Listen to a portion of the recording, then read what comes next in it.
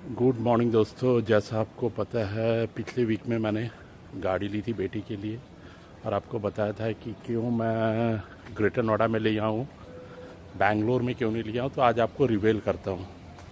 ये मेरी गाड़ी खड़ी है पर आज इससे नहीं जाएंगे, आज जाएंगे ये अपनी छोटी से और आपको बताएंगे कि क्यों लेना फ़ायदेमंद है। तो गाड़ी तो यार अच्छी से साफ़ नहीं की उसने, पर चलिए बारिश हो रही है, वाइपर डाउन करते हैं फिर आगे चलते हैं। ये कुछ इसका सुंदर सा चाबी है छोटा सा, तो आपको कहीं अच्छे लोकेशन पे ले चलते हैं और वहाँ पे फिर हम बातें करते हैं। बहुत ही गंदी गाड़ी साफ़ की है उसने, एकदम लड़के ने मन से की ही नहीं है। ये कागज़ भी रख लेते हैं क्योंकि नंबर प्लेट अभी लगी नहीं है। ये भी एक 7 दिन हो गई पर कुछ लफड़े लगे हुए हैं क्योंकि BH नंबर लेना है। तो चलते हैं आगे और आपको दिखाते हैं और बता। तो ये अंदर का कुछ डैशबोर्ड है, जैसा मैंने आपको बताया था। ये फुल्ली ऑटोमेटिक गाड़ी है IVT। तो अभी मैंने इसके सेटअप्स नहीं किए, पता नहीं कैसा सेटअप होता है, आई डोंट नो। ये स्टिकर्स वगैरह भी मैंने रहने दिया है क्योंकि अभी ट्रांसपोर्ट में जानी है। तो आगे चलते हैं और शेयर करते हैं आपसे क्यों लेना चाहिए या नहीं आपको। अगर आप बैंगलोर में रहते हो और यहाँ पे आपकी रेजिडेंस प्रूफ है या और पेपर्स है तो आपको NCR में गाड़ी लेनी चाहिए या नहीं। तो आगे चलते हैं और बताते हैं। एक तो चीज़ अच्छी देखी मैंने यार कि ऑटोमेटिक गाड़ी तो मेरे पास है नहीं, तो क्या होता है कि आराम से ड्राइव आप कर सकते हो, वीडियो रिकॉर्डिंग भी कर सकते हो। तो ये कुछ हमारा पार्किंग का नज़ारा है। तो आगे चलते हैं और आपको फिर पूरी बातें बताते हैं कि क्या मैंने क्यों लिया, मुझे फ़ायदा हुआ या नहीं। ये कैमरा क्लियरिटी भी अच्छी है, मेरी गाड़ी से स्कॉर्पियो से इसकी अच्छी है। ये एक अच्छी चीज़ है कि थोड़ी देर बाद आप गाड़ी आगे बढ़ाओगे एक पर्टिकुलर स्पीड तक, इसकी बैक कैमरा ऑन रहती है, फिर बंद हो जाती है। तो ये बरसात का मौसम है, आगे का शीशा साफ कर देते हैं तो थोड़ा सा आपको अच्छा लगेगा देखने में। ये ग्रेटर नोएडा का कुछ नज़ारा है। ये थोड़ा सा और साफ कर देते हैं पानी मार के और आगे साउंड बंद कर देते हैं, फिर बातें करते हैं आपसे। ये अभी तो बरसात है तो उतना अच्छा नहीं लग रहा होगा, पर ये ग्रेटर नोएडा का एक सुंदर सा इलाका है। JP ग्रीन के सामने हमारे लेफ्ट में JP ग्रीन है इस साइड में, और इधर स्टेडियम्स है, बहुत सारे गवर्नमेंट स्टेडियम्स है जो वेल मेंटेन्ड है। तो और इसके मेंबरशिप मिल जाते हैं, बहुत ही सस्ता है, 1,20,000 में लाइफ टाइम मेंबरशिप है। तो यहाँ पे आप देखेंगे, अभी मैं आपको दिखाऊंगा, स्पोर्ट्स लवर बहुत सारे आते हैं। ये पूरी लगी हुई है, मूर्तियां भी काफी अच्छी अंदर है। तो यहाँ पे ही ये प्लेस मुझे अच्छा लगता है, वॉकिंग के लिए भी मैं आता हूँ। आप देख रहे होंगे यहाँ पे पूरी स्पोर्ट्स की जिम की है, तो ये कुछ स्टैचूज वगैरह बनाए हुए हैं यहाँ पे। तो आगे चलते हैं और बातें करते हैं आपसे। तो अभी नई गाड़ी है, रजिस्ट्रेशन नहीं हुई, तो मैंने ये भी ले लिया यार। ये लॉक होगा, आपको पता होगा अमेजॉन से, मैं दिखाऊंगा भी कैसे लगता है ये लॉक, क्योंकि चोरी वोरी हो जाएगा। थोड़ा सा मैं ट्रेडिशनल टाइप का बंदा हूं तो ये सब चीजें मैं लगा लेता हूँ। इसमें सिस्टम्स वगैरह है, आप कनेक्ट कर सकते हो, पर मेरा विश्वास उन सब चीजों पे थोड़ा कम ही रहता है, ये इसलिए लेके चला हूं मैं घर से। तो जैसे ये JP ग्रीन के सामने पहुंच गया, आप सबको पता है कि ये मैंने गाड़ी ली है i20 एस्टा IBT मतलब ऑटोमेटिक है। और मैंने बताया था जैसे पिछले वीडियो में लेते समय कि मैं आपको बताऊंगा ये गाड़ी तो बैंगलोर जानी है मेरे डॉटर के लिए, पर मैंने ग्रेटर नोएडा में परचेज़ क्यों किया है। तो परचेज़ जब बेनिफिट होता है आदमी को, कुछ हैसल फ्री होता है, तभी लेते हैं। ये कुछ लुक है इसका, इसलिए मैंने लिया है, ये आप देख सकते हैं।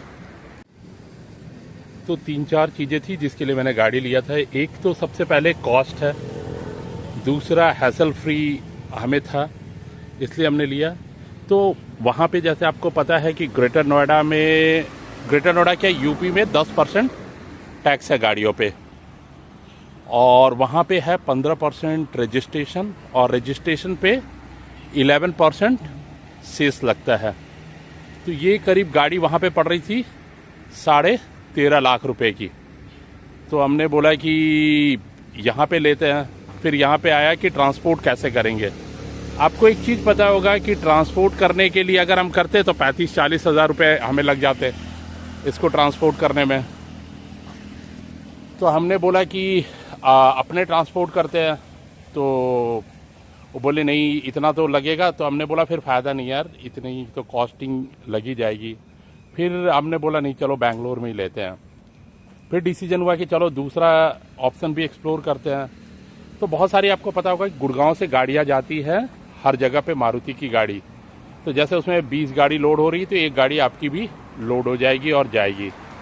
तो मैंने पता किया कि मेरी गाड़ी भी एक लोड करवा दो, और वहाँ पे बहुत स्कैम होता है। तो आप कभी भी ये करना तो बहुत सोच समझ के, और मैं मेरे दोस्त की भी स्कैम हुई पड़ी है। तो मैं जिस कंपनी में काम करता हूँ वहाँ बहुत सारे ट्रांसपोर्टर है। तो मैंने बोला कि मेरी एक गाड़ी जानी है। तो बोला हम गाड़ी तो ले जाएंगे पर आपकी इंश्योरेंस नहीं दे पाएंगे, क्योंकि मारुति की जो गाड़ियाँ होती हैं वो खुद की इंश्योरेंस अपनी लेती है। तो मैंने फिर इंश्योरेंस कंपनी में पता किया कि कैसे हम ले। तो वो बोले नहीं, इंडिविजुअल को तो इंश्योरेंस मिलती नहीं, उसको मैरिन इंश्योरेंस बोलते हैं। तो हमने बोला कि फिर मुश्किल है, ये रिस्की है, कैसे हम ले जाएंगे गाड़ी अगर ख़रीद लेंगे तो। फिर हमने कुछ जुगाड़ पत्ती किया, अपने दोस्तों को कांटेक्ट किया। तो उन्होंने बोला ठीक है हम मैरिन इंश्योरेंस आपकी करवा देंगे। तो मैंने बोला अप्रॉक्स 11-12 लाख की गाड़ी हो तो कितनी मैरिन इंश्योरेंस लगेगी। तो वो बोले 15 दिन का मैरिन इंश्योरेंस मैं करा दूंगा और आपको वही करीब 1200-1300 रुपये लग जाएगी। तो ये मुझे सूट कर रहा था। तो हमने बोला कि चलो अब डिसीजन लेते हैं और गाड़ी यहीं पे लेते हैं। जैसा कि मैंने आपको बताया कि कर्नाटका में 15% प्लस जो 15% का अमाउंट बनता है उस पर 11% सेस लगता है। यहाँ पे केवल 10% लगता है।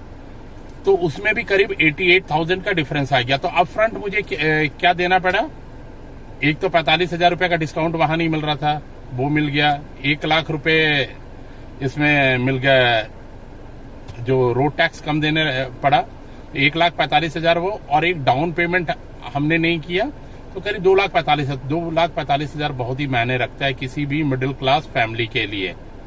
और मैंने फिर किया कि इसको भेजने का कॉस्ट क्या होगा। तो मेरे जान पहचान के थे, तो वो मुझे जो मारुति का पार्सली लोड में यहाँ से बैंगलोर गाड़ी जाएगी वो करीब 15,000 लेंगे इस गाड़ी को ले जाने के लिए। तो 15,000 वो और 1,200 रुपये इसके लग जाएंगे आपके मैरिन इंश्योरेंस। तो आप देख लेना, अगर मैरिन इंश्योरेंस नहीं हो तो आप मत भेजना। वैसे तो बोलते हैं लोग जो आपने इंश्योरेंस ले रखा है उसमें कवर है, मैंने पढ़ा भी था कुछ लिखा पर बहुत क्लियरिटी नहीं है।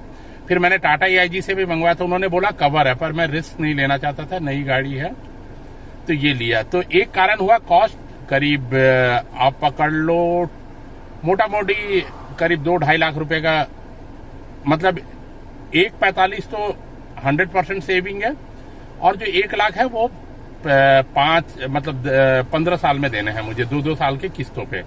ये हो गया। दूसरा जो फायदा हुआ कि मुझे BH नंबर चाहिए था जो कर्नाटका में नहीं मिलता, क्योंकि मेरी डॉटर इधर उधर ट्रांसफर होते रहती है। अगर दूसरे स्टेट की रजिस्ट्रेशन रहती है तो वहां पे पुलिस वाले भी चैलेंज करते हैं। पुणे आप महाराष्ट्र जाओ तो बहुत ही प्रॉब्लम है, दिल्ली NCR में प्रॉब्लम नहीं है पर कर्नाटका वगैरह में काफी प्रॉब्लम है। वो पकड़ते हैं कि बाहर की गाड़ी है ये। तो BH नंबर रहने से वो प्रॉब्लम भी खत्म हो जाएगी। तो पहला कॉस्ट, दूसरा BH नंबर है, और तीसरा मुझे इसलिए भी लेना पड़ा क्योंकि वहां पे अगर लेता है तो कर्नाटका का नंबर होता, ऑफिस का मिलता, वो फिर इशू होती, BH नंबर नहीं मिलता। और मेरी डॉटर की यहाँ सब कुछ अवेलेबल है। तो ये 2 मेजर फायदे। एक तो, और यहाँ पे मैं था, मेरे घर से मुश्किल से 1 किलोमीटर दूर पे फॉर्च्यून हुंडई है, तो बहुत ही अच्छा है। आपने देखा होगा यार, अभी मैंने सीट पे ये प्लास्टिक नहीं, पर मुझे प्लास्टिक से बहुत चिढ़ है। मैंने आपकी पिछली गाड़ी मैंने देखी होगी तो मैं शोरूम पे ही बोला था सबसे पहले इसको हटा दो, पर ये गाड़ी दूर जानी है इसलिए अभी इस पे पॉलीथीन्स लगे हैं, क्योंकि ट्रांसपोर्ट में जाएगी तो गंदी हो जाएगी। तो ये हुआ, एक तो रजिस्ट्रेशन का हो गया फायदा, एक कॉस्ट का फायदा हो गया, और दोस्त लोग हैं तो आराम से गाड़ी चली भी जाएगी। पर मैं आपको बताऊंगा, कभी भी आप ट्रांसपोर्ट में अगर गाड़ी भेजते हो और कोई भी आपको बोलता है कि आपके घर से हम गाड़ी ले जाएंगे और घर पे गाड़ी छोड़ जाएंगे, वो सभी स्कैमर हैं। फिर से मैं बोलता हूँ, सभी स्कैमर हैं। गुड़गांव में इतने स्कैमर बैठे हैं, गाड़ियां कभी भी मत आप भेजना। जब भी आप गाड़ी भेजना, आप बोलना आपके ऑफिस में गाड़ी छोड़ के आऊंगा, जिससे आपको पता चलेगा कि गाड़ी कहाँ आपने दे के आई है। अगर आपके घर से गाड़ी ले गए तो वो क्या करेंगे, आपको बोलेंगे आपकी गाड़ी तो हम ले जाएंगे यहाँ से बैंगलोर 10,000 में, वो यही बोलते हैं। फिर बीच में एक फोन आएगा 3 दिन बाद, सर आपकी गाड़ी ना पुलिस वाले ने पकड़ ली, उन्होंने बोला कि यहाँ का नंबर है, ये तो जा नहीं सकता है, तो वो तो 10,000 मांग रहे हैं, आप दो, नहीं तो हम तो देंगे नहीं। फिर होगा, अरे सर आपकी ना वो टोल पे बोल रहे हैं कि हर टोल पार किया है आपने, रोड टैक्स नहीं पे किया है, जबकि गाड़ी के अंदर गाड़ी है तो क्या रोड टैक्स पे करना। नहीं सर उसकी तो 12,000 रुपए लग रहे हैं। तो कुल मिला के 40-50 हजार की आपको चपत लगा देंगे वो। तो प्लीज प्लीज कभी भी आप इन स्कैमर्स, और भरे पड़े हैं वीडियो, आप जैसी डालोगे मुश्किल से 10, आप जैसी सर्च करोगे एक्सप्लोरर में, आपके 10 मिनट में कॉल आने लगेंगे कि ये है वो है, हम पहुंचा देंगे। तो कभी भी आप ऐसा मत करना। ये गेट खुली रहेगी, हम बंद करते एक बार, ये बंद कर। तो ये इन स्कैमर से सावधान रखना। तो ये स्टोरी था यार, इसलिए मैंने यहाँ पे गाड़ी ली है। अभी वेट कर रहे हैं, 7 डेज हो गया है। BH नंबर में आपको पता है बहुत सारे पेपर्स देने पड़ते हैं, जैसे आपको एक कंपनी से लेटर हेड पे फॉर्म 60 होता है वो देना पड़ता है। उसके बाद आपकी 2 साल की रिटर्न देनी पड़ती है, आपके ID कार्ड के फोटो देना पड़ता है, आपका जो ऑफिसर है जिसने साइन किया उसकी ईमेल ID से डायरेक्ट एक RTO को मेल जानी चाहिए। बहुत सारे पेपर्स हैं, तो बहुत इजी नहीं है BH नंबर लेना, पर आप पेपर दे दोगे तो वो करवा देते हैं। डीलर भी पहले मेरा एग्री नहीं हो रहा था कि सर मैं नहीं करवा पाऊंगा, पर अभी वो पेपर दिए हैं, देखते हैं। 7 डेज तो हो गया, रजिस्ट्रेशन नहीं हुई, तो फाइन भी चढ़ेगा। वो फाइन भी देना है मुझे, कितना फाइन लगता है, क्योंकि रजिस्ट्रेशन अगर नहीं होगी तो फाइन तो देना पड़ेगा, वो रूल है। तो ये रीजन था यार कि एक तो कॉस्ट है, एक इजीली मिल गया और बेनिफिट्स है, और यहाँ से गाड़ी भेज देंगे, अच्छे से गाड़ी पहुंच जाए, वो देखते हैं। तो ये आप भी अगर कभी गाड़ी लेते हो तो ये, पर फिर से मैं बोला कि जब तक आपकी पूरी इंश्योरेंस, आपका सब कुछ हो नहीं जाए तो आप डिसीजन मत लेना यहाँ गाड़ी लेने के लिए। पहले ये पता कर लेना फिर गाड़ी लेना, नहीं तो जितना आप फायदा नहीं होगा उतना आपका नुकसान हो जाएगा। तो होप आपको ये इन्फॉर्मेशन अच्छा लगा होगा। इन्फॉर्मेशन अच्छा लगा होगा तो आप अपने दोस्तों से भी शेयर करना। बहुत सारे ऐसे रहते हैं जिनको ये रहती है। मुझे इसलिए हो रहा है कि पहली गाड़ी मैंने भेजी थी बैंगलोर, अब ये दूसरी गाड़ी भी मैं भेज रहा हूँ बैंगलोर को। तो ये फायदे हैं कर्नाटका और यूपी में लेने का, मैंने जो डिसीजन लिया। तो होप अगर ये वीडियो अच्छा लगा होगा तो लाइक कर देना और शेयर करना, जिससे और भी लोगों को फायदा हो। Okay, bye bye, thank you.